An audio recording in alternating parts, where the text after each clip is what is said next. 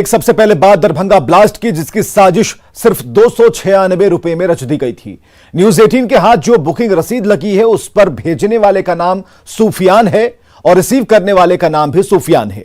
296 रुपए का पार्सल सिकंदराबाद से दरभंगा भेजा गया था, जिसमें धमाका हुआ और इस बुकिंग रसीद को सिकंदराबाद से दरभंगा जीआरपी की टीम ने जब्त किया है। आगे की कार्रवाई में टीम जुटी है।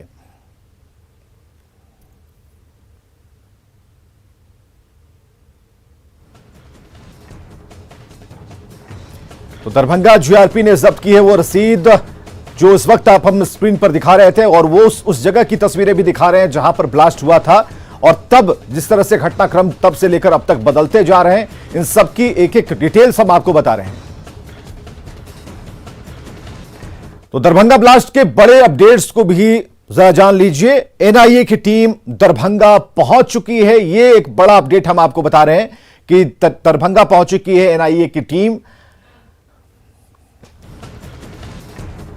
और आज यूपी के शामली से 2 लोगों की गिरफ्तारी हुई है। यूपी के कैराना से हाजी कासिम और कफील को गिरफ्तार किया गया है। उधर तेलंगाना से एक की गिरफ्तारी आज हुई है, जिससे पूछताछ अभी भी जारी है। और तेलंगाना से जिस व्यक्ति की गिरफ्तारी हुई है वो बताया जा रहा है कि आईएसआई का वो हैंडलर है। सिकंदराबाद में 3 अन्य लोग चिन्हित भी किए गए हैं और 3 की गिरफ्तारी के लिए एनआईए दबिश दे रही है, छापेमारी कर रही है। दरभंगा जीआरपी ने बुकिंग की रसीद जब्त की है, जिसके ऊपर भेजने वाले का नाम और पाने वाले का नाम सूफियान लिखा है। और सिकंदराबाद के जीआरपी इंस्पेक्टर का तबादला कर दिया गया है।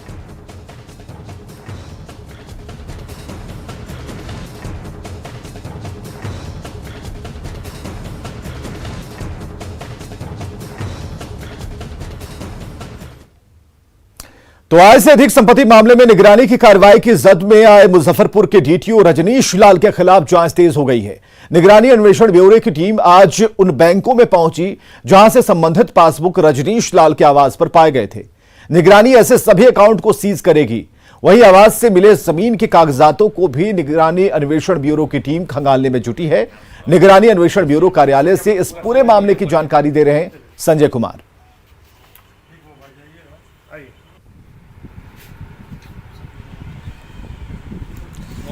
तो पटना से ये खबर हम आपको बता रहे हैं, बैंक पहुंचे निगरानी विभाग की टीम और एक एक कर जो घुसखोर डीटीओ के घर छापेमारी हुई है, तमाम कागजातों को खंगाला जा रहा। और पहले दिन 50 लाख रुपए मिलने की बात की जा रही थी और आपने देखा था कि नोट गिनने की मशीन भी लाई गई थी और शिकंजा कसता जा रहा है।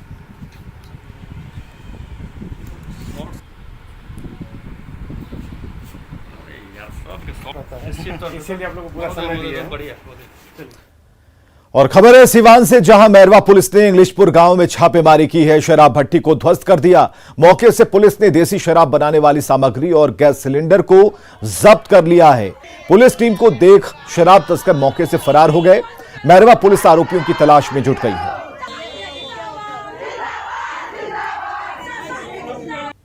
ये हम लोगों को जिसको सेवा में अभी हम क्या कहते हैं, ये लॉकडाउन चल रहा है, उसके बाद कोरोना है, इसमें इतना लोग झंझट पटपट में है और सबको पैसा ले लेके एकदम ट्रांसफर कर रहे हैं। जिसको नहीं करना है उसको भी, जिसको करना है उसको भी, किसी चीज की जो नियम कायदा है उसको तर्क पर रख के, उसके बाद जिसका ट्रांसफर अभी 2-4 महीना बचा है रिटायरमेंट का, उसका भी नियम कानून है। और जो बात हुई है संगठन से, बात उसमें ही बिंदु पर बात हो रही है, उतने ही बिंदु पर। और पटना से बड़ी खबर, स्टेट के मेरिट लिस्ट के खिलाफ प्रदर्शन। जी हां, आयसा के कार्यकर्ता ये प्रदर्शन कर रहे हैं और जो खबर मिल पा रही है, स्टेट के मेरिट लिस्ट के खिलाफ प्रदर्शन किया जा रहा है। आयसा के कार्यकर्ता प्रदर्शन कर रहे हैं। बीएसईबी ऑफिस के बाहर यह प्रदर्शन चल रहा है। बोर्ड ऑफिस का गेट जबरन खोला गया है और अंदर इन लोगों ने प्रवेश किया, हंगामा कर रहे हैं। आयसा के ये कार्यकर्ता हैं जिन्होंने एस्टेट के रिजल्ट का विरोध किया है और आयसा के कार्यकर्ता प्रदर्शन कर रहे हैं। किस तरीके से बोर्ड के गेट को इन्होंने जबरन खुलवाया और उसके बाद अंदर प्रवेश कर गए और नारेबाजी इन्होंने शुरू कर दी। तो स्टेट के मेरिट लिस्ट का विरोध, पटना से बड़ी खबर इस वक्त की। जैसे ये रिजल्ट प्रकाशित हुआ उसके बाद से ही लगातार आवाजें आने लगी हैं। जो अभ्यर्थी हैं और जो कुछ संगठन हैं, सबकी आवाजें बुलंद हो रही हैं और ऐसे में सरकार से स्पष्टीकरण मांगा जा रहा है, जवाब मांगा जा रहा है कि आखिर ये रिजल्ट और इसका जो आधार बनाया गया है बार बार बदला क्यों गया, और जो चीजें जो स्पष्ट तौर पर नजर आ रही है उसमें कई गलतियां हैं, उन गलतियों को भी सुधारना चाहिए था जो सरकार ने नहीं सुधारा। और अब जो प्रदर्शन चल रहा है उसमें हम आपको दिखा रहे हैं बीएसईबी दफ्तर के बाहर की तस्वीरें जहां जबरन गेट खुलवाया गया। और धर्मेंद्र हमारे साथ फोन लाइन पर। धर्मेंद्र, क्या अपडेट है इस वक्त के? धर्मेंद्र जी धर्मेंद्र, क्या अपडेट है? जी, जिस तरह से एसटीईटी का रिजल्ट बिहार सरकार ने जारी किया है उससे छात्रों में काफी आक्रोश है। मेरिट को लेकर लगातार छात्रों का प्रदर्शन हो रहा है। छात्रों का यह कहना है कि मेरिट लिस्ट में भारी धांधली की गई है, जिनका अंक अधिक है उनको शामिल नहीं किया गया है और जिनका कम अंक है उनको मेरिट लिस्ट में शामिल कर लिया गया है। छात्रों का विरोध यह भी है कि कुछ दिन पहले शिक्षा मंत्री ने कहा था कि जो भी एसटीईटी में पास होंगे उनकी नियुक्ति की जाएगी, लेकिन अभी इस तरह का कोई बात नहीं है। नियुक्ति के मामले पर सरकार चुप है। इसके विरोध में लगातार प्रदर्शन है। बिहार बोर्ड पर छात्रों का प्रदर्शन है। आज भी पहुंचे थे आयशा इनकलाबी नौजवान सभा के तमाम छात्र पहुंचे थे प्रदर्शन करने के लिए। उन्होंने प्रदर्शन किया, जामा किया और आक्रोशित छात्रों ने गेट भी तोड़ दिया। आप देख सकते हैं तस्वीरों में, अंदर पहुंचे हैं। चलिए, बहुत बहुत शुक्रिया तमाम जानकारियों के लिए, अपडेट के लिए। तो ये आयशा के जो संगठन के जो छात्र हैं उनका प्रदर्शन जारी है। बोर्ड ऑफिस का गेट जबरन खुलवाकर अंदर प्रवेश कर गए और वहीं नारेबाजी करने लगे बोर्ड दफ्तर की सीढ़ियों पर। और खबर है सीवान से, जहां मैरवा पुलिस ने इंग्लिशपुर गांव में छापेमारी की है। शराब की भट्टियों को ध्वस्त किया है। मौके से पुलिस ने देसी शराब बनाने वाली सामग्री और गैस सिलेंडर को जब्त किया। पुलिस टीम को देख शराब तस्कर मौके से फरार हो गए। मैरवा पुलिस आरोपियों की तलाश में जुट गई है।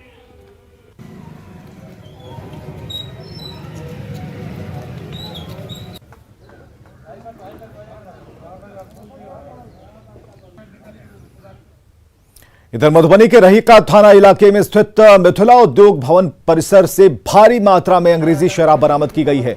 बताया जा रहा है कि उद्योग भवन के बंद पड़े करीब आधा दर्जन कमरों में अंग्रेजी शराब का जखीरा मिलने की गुप्त सूचना मिली थी। इसके आधार पर छापेमारी की गई और उद्योग भवन के बंद पड़े कमरों को खंगाला गया। दर्जनों कार्टन अंग्रेजी शराब बरामद की गई है। तस्करों के बारे में फिलहाल कोई पुख्ता जानकारी नहीं मिल पाई। हालांकि पुलिस की तहकीकात जारी है और जल्द ही इस मामले में और इससे जुड़े हुए शराब कारोबारियों की गिरफ्तारी की उम्मीदें जताई जा रही हैं।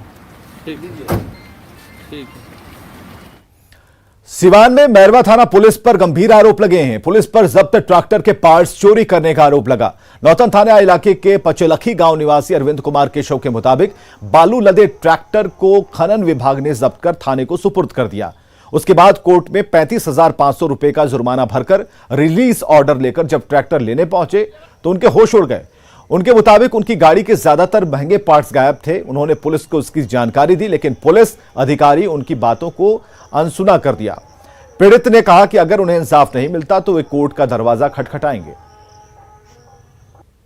मेरे गाड़ी में से साइलेंसर बदल लिया गया है, एयर क्लीनर निकाल दिया गया है, हॉर्न निकाल लिया गया है, पार्टी हाइड्रोलिक का बांह एक तो तोड़ दिया गया है, बालू उस पर लदा हुआ था, बालू भी उसमें से गायब है। बाढ़ अनुमंडल के घोसवरी प्रखंड में गंगा उफान पर है। बरसाती नदियों का जलस्तर भी काफी बढ़ गया है। नदियों में उफान के कारण 3 गांवों का संपर्क पथ पानी में डूब गया, जिससे इन गांवों के हजारों की आबादी का संपर्क टूटा है। मोहनपुर बलवा और गोड़ियारी गांव का संपर्क प्रखंड मुख्यालय से खत्म हो गया। लोग नाव के सहारे आवागमन करने को विवश हैं और ऐसे में नाव वाले लोगों से मनमाना पैसा वसूल रहे हैं।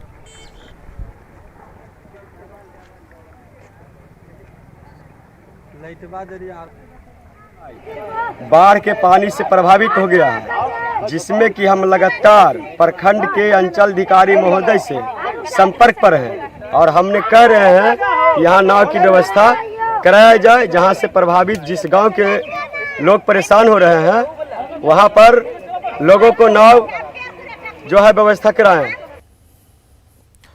जमुई के झाझा बस स्टैंड से नगर परिषद को 80 लाख का राजस्व मिलता है, लेकिन वहां यात्री और बस संचालकों के लिए कोई सुविधा नहीं है। बस स्टैंड परिसर में एक यात्री शेड बना है, वो अधूरा है। गंदगी से भरे बस स्टैंड के हालात का जायजा लिया केसी कुंदन ने। जमुई जिला मुख्यालय का बस स्टैंड जो झाझा बस स्टैंड के नाम से जाना जाता है, उसकी बंदोबस्ती नगर परिषद ने 80 लाख रुपए में की है। लेकिन 80 लाख रुपए देने के बाद जो इस बस स्टैंड में क्या सुविधा है वो सामने है। देख सकते हैं जो बस स्टैंड परिसर में जो यात्री शेड बना है वो भी आधा अधूरा है।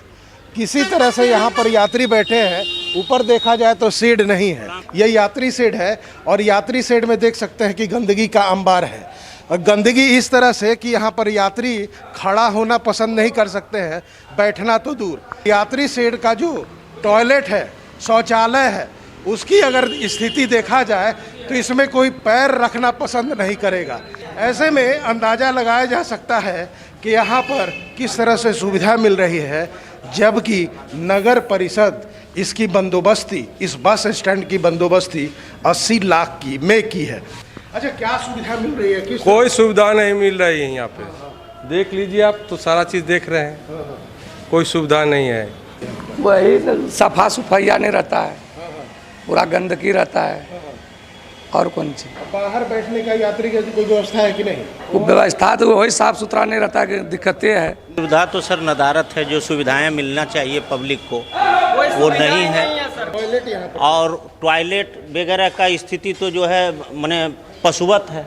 मानवीय आधार पर तो कुछ नहीं है सर। मानवीय आधार पर कुछ नहीं। अगर देखा जाए तो जो पानी का टैप अगर लगा है, तो अगर देखा जाए तो इस टैप का क्या स्थिति है, और जहाँ पर है उसमें पानी नहीं आता है। ऐसे में सवाल उठता है कि जब राजस्व लाखों रुपए आ रहे हैं और सुविधा के नाम पर कुछ नहीं, जाहिर सी बात है इस स्टैंड पर आने वाले यात्री अपने आप को कोसते हैं कि आखिर हम यहाँ अपना पड़ाव क्यों बदलते हैं, यहाँ से बस क्यों बदलते हैं। यहाँ के यात्री या बस चालक या जो भी लोग हैं परेशान रहते हैं। कई बार मांग हुआ, लेकिन नगर परिषद इस मामले में कोई कार्रवाई नहीं कर रही है। केसी कुंदन, न्यूज़ 18 जमुई। नालंदा के बिहार शरीफ में जमसारी पंचायत कचहरी भवन तबेले में तब्दील हो गया। यहां 10 साल पहले ग्राम कचहरी पंचायत भवन का निर्माण हुआ था, लेकिन यह भवन जनप्रतिनिधियों की अनदेखी का शिकार हो गया। ग्रामीण इस भवन का उपयोग मवेशी बांधने के लिए, चारा रखने के लिए, जलावन रखने के लिए करते हैं।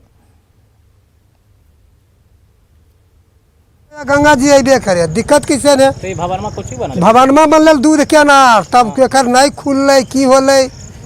अब जे बनवे वाला न जानती, तो जगह से बनल, जगह से नहीं चल रहा नहीं, कुछ नहीं एकरा में होले। कितना साल पहले बनल? 20 बरस हो गई। कोई यहाँ सरकारी चीज में देखते तो यहाँ के सरपंच क्या कर? कुछ नहीं सर, सब तो सब अपना अपना घरे तैयार करते हैं। बरभोग में फिलहाल सरपंच बरभोग के हैं, तो बरभोग में अपना अच्छी काम करते हैं। और यहां रुकेंगे एक छोटे से ब्रेक के लिए।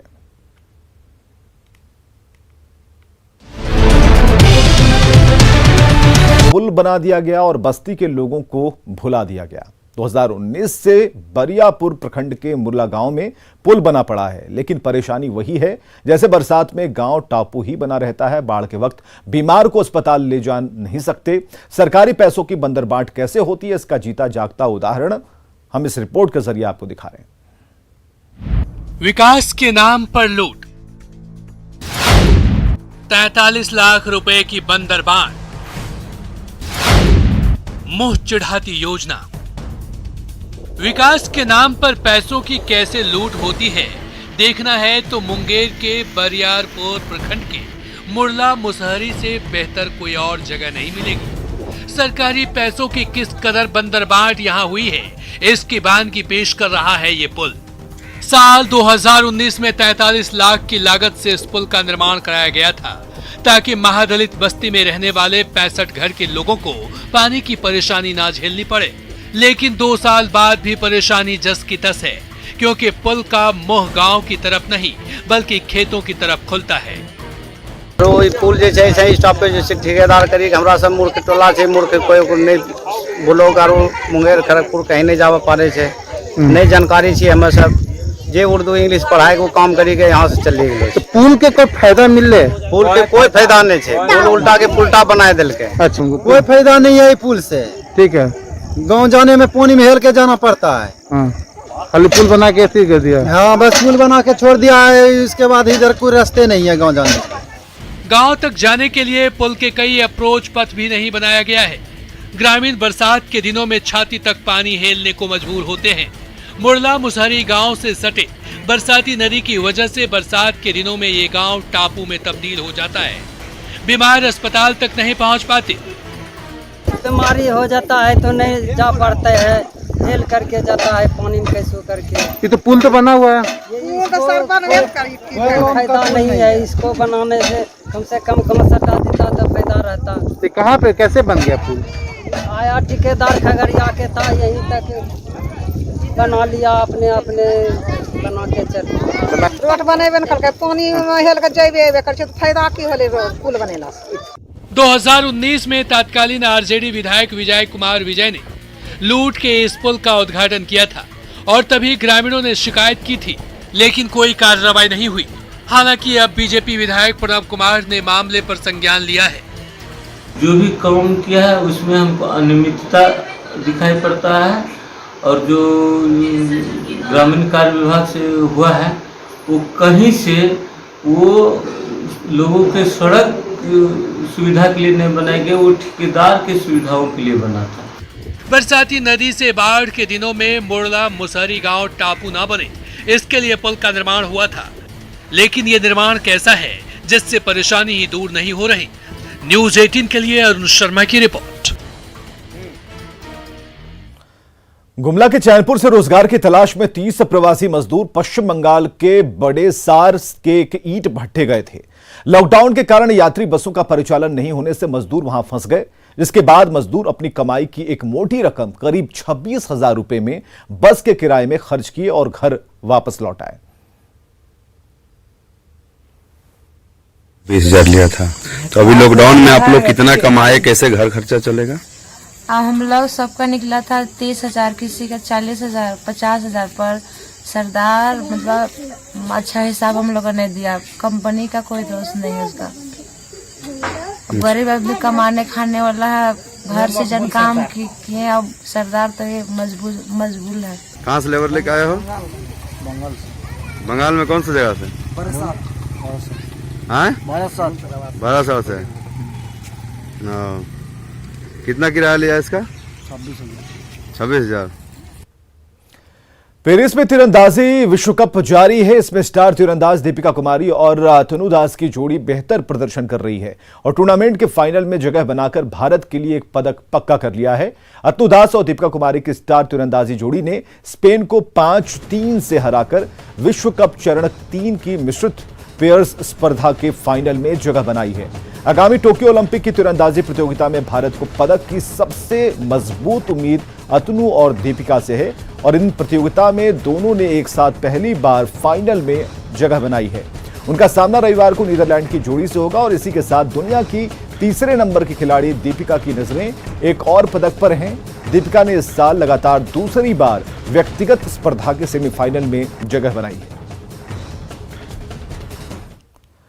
धनबाद में न्यूज 18 की खबर का असर हुआ। अंतर्राष्ट्रीय फुटबॉल खिलाड़ी संगीता कुमारी को आर्थिक सहायता मिली है। अंतर्राष्ट्रीय फुटबॉल खिलाड़ी को खेल मंत्री हसीबुल हसन अंसारी ने 25,000 का चेक दिया। वहीं अंतर्राष्ट्रीय फुटबॉल खिलाड़ी ने न्यूज 18 का धन्यवाद किया है। मंत्री ने आगे भी सहयोग दिए जाने की बात कही और सभी सर्टिफिकेट की जांच करवाने की भी बात उन्होंने कही है।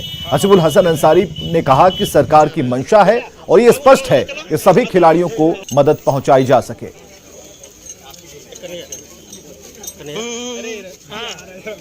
₹1,000 का चेक अभी दिए और भी जो होगा सजा से भी हम लोग बात करके इसका यहाँ एक खेल मैदान हम लोग बनवाएंगे। नेटवर्क 18 फेडरल बैंक संजीवनी गाड़ी भारत के कोविड प्रभावित जिलों में जा रही है। वैक्सीन के लिए जागरूकता फैलाने की हमारी इस मुहिम को आप भी अपना सहयोग दीजिए। चलिए आपको दिखाते हैं संजीवनी गाड़ी अब तक कहां गई और आज कहां है।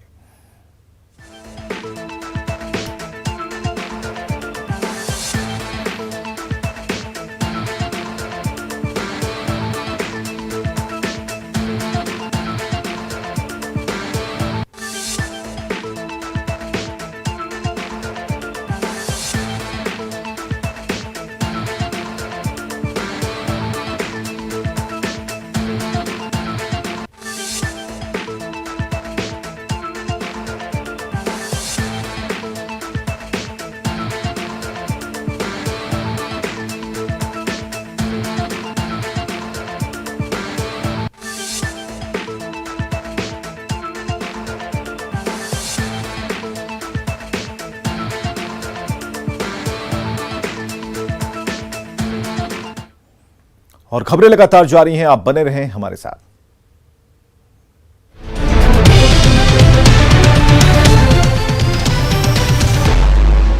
Headline presented by Aisen Guru Cooler.